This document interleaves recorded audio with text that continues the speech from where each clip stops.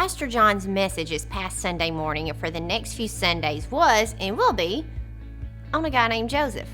I just want to review for any of you guys that might have missed it and to see what you that were there or happened to watch online remember. Our story begins with a man named Jacob.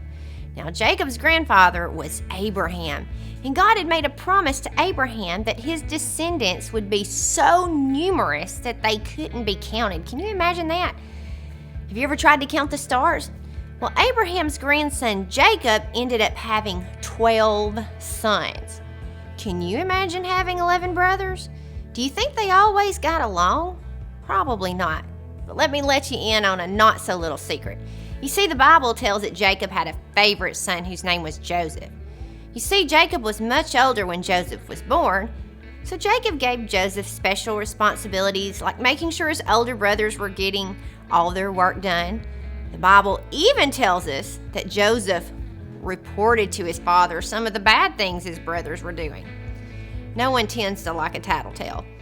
You see, Jacob even gave him a special coat just to show how much he loved him. So how do you think Joseph's brothers felt when they saw all the special treatment Joseph was getting from their dad? Here's a little hint. They were jealous and they really did hate him. One night Joseph had a dream, and in his dream he was out in the field with his brothers and they were tying up bundles of grain. Think about what wheat looks like. All of a sudden Joseph's bundle stood up tall while his brother's bundles bowed down to it. That sounds pretty crazy, right? Well, he told his brothers about this dream and they hated him even more. But then he had a second dream, and in this dream, Joseph saw the sun, the moon, and 11 stars bowing down to him.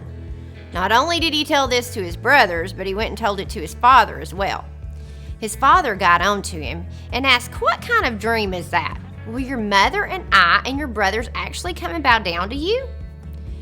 While his brothers were jealous of Joseph, his father wondered what the dreams meant.